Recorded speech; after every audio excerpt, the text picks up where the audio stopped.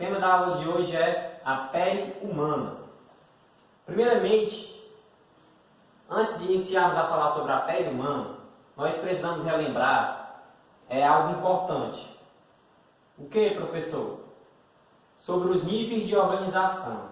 Lembrando nossas aulas anteriores, nós falamos um pouco dos níveis de organização, a gente falou do menor nível até o maior nível, certo? Hoje nós vamos relembrar, não do menor até o maior, certo? Mas vamos relembrar uma parte. O menor nível, como nós já sabemos, é a célula. A célula é a menor unidade funcional dos seres vivos, então ela é o menor nível. O segundo nível são os tecidos. O terceiro nível são os órgãos. O quarto, sistemas. E o quinto, organismo. Ou seja, um conjunto de células, um aglomerado de células vai formar os tecidos. Um conjunto de tecidos desempenhando funções vai originar um órgão. E um conjunto de órgãos interligados vai formar um sistema, certo? E um conjunto de sistema vai formar um organismo. Nós temos níveis superiores ao organismo, só que nós não vamos falar hoje. Então observe que nós vamos falar de um desses níveis. Professor, qual é esse nível? É órgão, certo? Vamos aqui para as características da pele. A pele ela é muito confundida com um tecido, certo? Mas não esqueçam disso. A pele não é um tecido. A pele é um órgão, certo? E ela é o maior órgão do corpo humano, certo? Não se esqueça disso. Se você vê em alguma prova, sempre lembre disso. A pele é o maior órgão do corpo humano, certo? A pele é que vai conectar o seu corpo com o meio externo, com o ambiente, certo?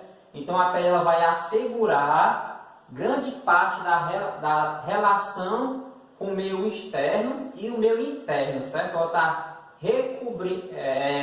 revestindo ali o seu corpo. A pele, todo o conjunto formado pela pele e pelos seus anexos, que eu vou falar mais na frente, vai formar um sistema.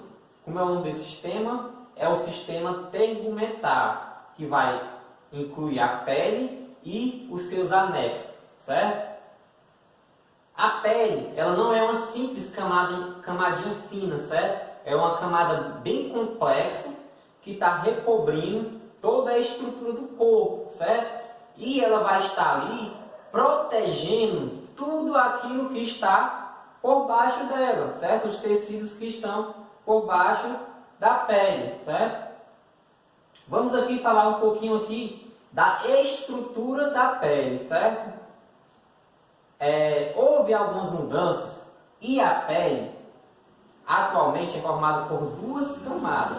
Anteriormente era nomeado 3 camadas, certo? Só que essa terceira camada, ela não é mais chamada de camada, certo? Ela é chamada de tecido subjacente, certo? Vamos ver aqui, ó. A primeira camada é chamada de epiderme, certo? É uma camada formada por um tipo de tecido chamado epitelial, certo? Esse é o nome do tecido que forma a primeira camada da pele, que é a epiderme.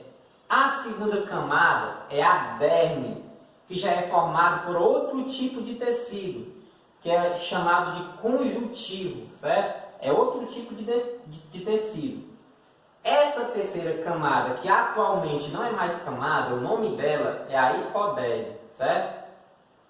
Que, na verdade, é um tecido subjacente aqui por baixo das camadas da pele. E aqui nós temos os anexos da pele, que eu coloquei aqui para a gente poder falar um pouco deles. Primeiro, aqui eu tenho aqui os pelos. Observe que em todo o nosso corpo vai existir pelos. Toda a região do nosso corpo existe os pelos. Os pelos, eles possuem inúmeras funções no nosso corpo, certo? Mas observe que as pessoas o que nós costumamos fazer? Retirar esses pelos, certo? Mas esses pelos são extremamente importantes porque têm funções no nosso corpo. Por exemplo, o nosso cabelo tem função aqui de proteger contra os raios solares. A nossa sobrancelha, proteger o nosso olho contra o suor, certo? Contra alguma partícula que possa cair aqui sobre o nosso olho.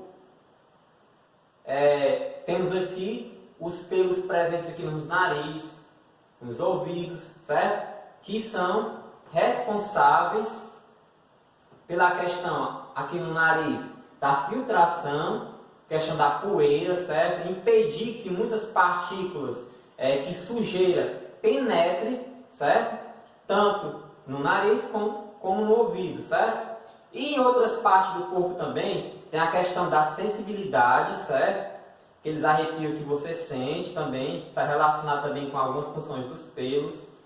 Em algumas regiões do corpo, o pelo também vai ter função de impedir a proliferação de micro-organismos. Que essa proliferação, professor, é aquela junção desses micro-organismos naquele local, certo? Podendo causar até alguma doença, como por exemplo, os pelos nas regiões íntimas do nosso corpo. Tem como função proteger contra a proliferação de micro-organismos.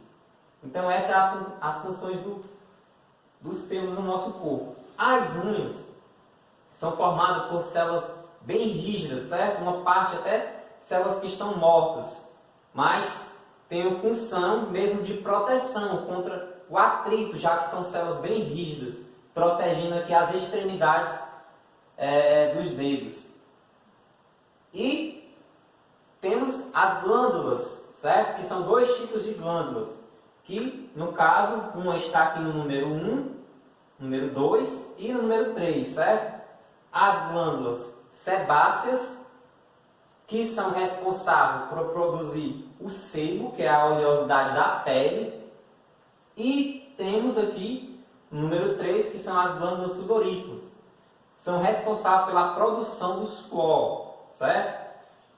Para que serve o suor, professor? Mais na frente nós vamos poder falar um pouco sobre isso, certo? Então são essas duas glândulas que estão presentes, formando aqui os anexos da pele. Vamos aqui falar um pouco sobre as principais características da pele, as principais funções da pele. Lembrando que quando eu falei que a pele ela recobria todo o corpo, certo? Então, como ela recobre todo o corpo, uma das principais funções da pele é revestimento, certo? Proteção e revestimento, já que ela está ali protegendo todos os órgãos, todos os tecidos que estão abaixo dela, certo? Proteção física e mecânica, proteção contra o atrito, contra o choque, certo? Então, essa é a proteção física e mecânica. No nosso corpo, nós vamos ter a proteção imunológica. O que é essa proteção imunológica? A nossa pele, ela é íntegra. Ela sendo íntegra, ela vai impedir a entrada de micro-organismos. Ou seja, algo que é íntegro vai impedir que esses micro-organismos penetrem na nossa pele e possam causar doenças. Esses micro-organismos só vão conseguir penetrar na pele se existir alguma lesão, algum ferimento. Ou seja, vai ser porta de entrada para esse micro-organismo, uma lesão na nossa pele.